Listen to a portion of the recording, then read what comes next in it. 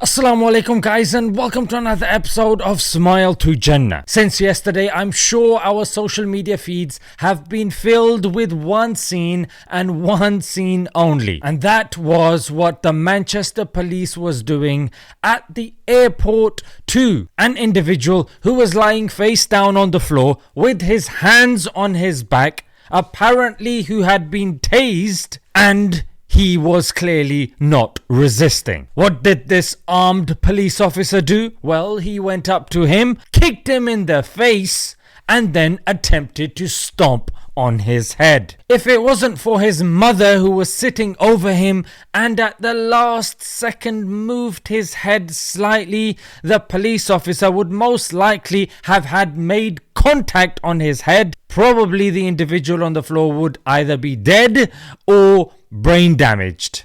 When it comes to anybody other than white, the question whenever an atrocity like this happens is context. These brownies must have done something.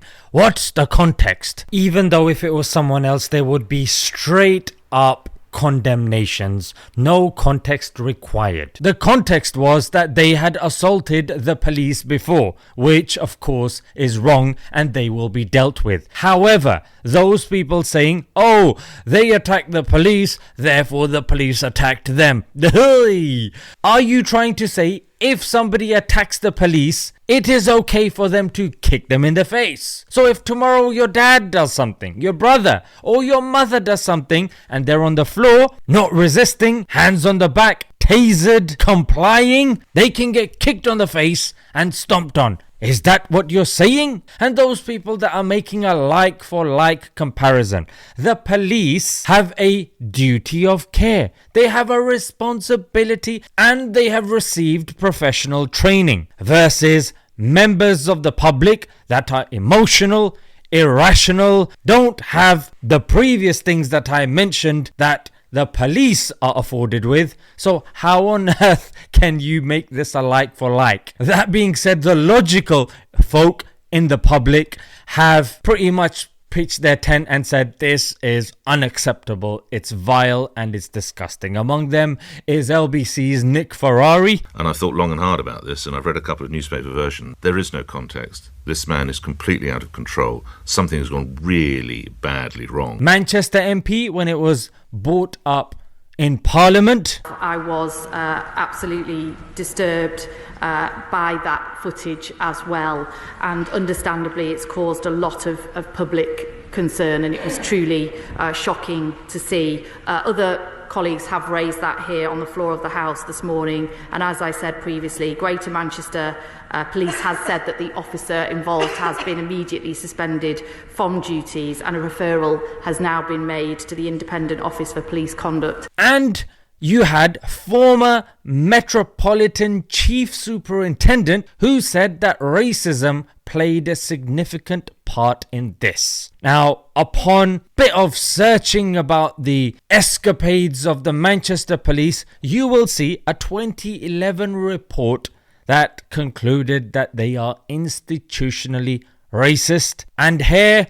just about a week ago, you saw a number of officers in the Manchester force being suspended for, again, racism. So initially, I don't think they understood the gravity and the response of the public, and this is what the former Met Chief Superintendent said as well, that Manchester Police, I don't think they're equipped to deal with this. The Home Office needs to get involved. However, those guys put out a message saying, but he started it. When they saw things were getting a bit out of hand, then they put their token brown guy forward, Chaudhry Saab. So Wasim Chaudhry, who's an assistant chief, not the chief constable, he's the one that should be coming forward and reassuring the public. But no, the public want to see a brown guy. The age-old technique. If it's a black issue, bring a black guy forward. If it's a brown issue, bring a brownie forward. But what was disturbing was when GB News covered this. Now, as a disclaimer, the host is somebody called Jeremy Kyle. And Jeremy Kyle had his own mainstream television show in which he was helping families. So he was somebody that was cleared to be on mainstream telly. Now he's gone to this right-wing joke of a channel. It just goes to show what he had pressed underneath. But let's have a listen to these clowns. Jeremy, I've only just seen this footage, but I think based on what I've heard and seen, that actually this is not distressing, this is reassuring. Oh, so if you don't find it distressing, can someone do it to you, Mr. 50 Shades of Moron? Are you into that sort of thing, you freak? And they don't know whether these people have got grenades under their bodies. Completely. They've got people around wearing loose clothing. Listen, Richard, Jeremy, this is not distressing. Hear me out. Let me answer the question. Let's listen to that bit again, yeah? I thought Jeremy was going to say, put him in his place and say, stop bumbling, you know what I mean? Or bring him back on point if he doesn't agree with them. But listen, Jeremy goes, completely. Got grenades under their bodies. Completely. Yeah, in other words, he's fully endorsing the crap that's coming out of this fool's mouth. Now tell me something.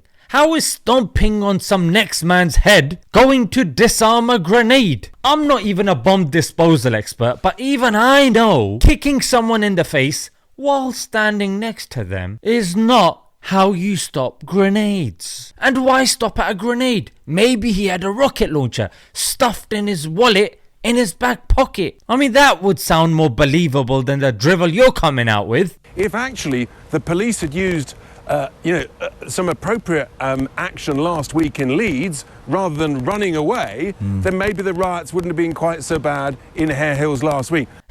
And then he brings up Leeds. Why would you do that? Because the police were absent. The people who were being labelled as Muslims and Asians were actually Romani/Romanians that are actually Christians that come from Europe. And the guy stopping the rioters was the Muslim elected councillor who was doing it with his own hands whilst alone, putting himself at risk, which again is unheard of.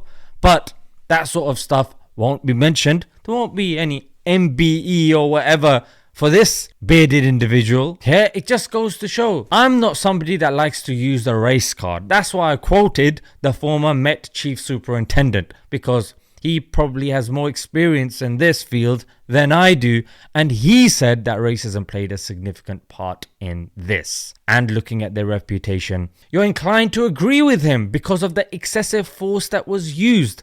I mean, are we in a dystopian dictatorship? I don't understand why Keir Starmer hasn't said anything yet. Well, am I surprised? Yeah. But anyway, guys, hope you guys have benefited from this small recap of this story that has been taken social media by storm. Let's leave it there, guys. Until next time, Assalamu alaikum.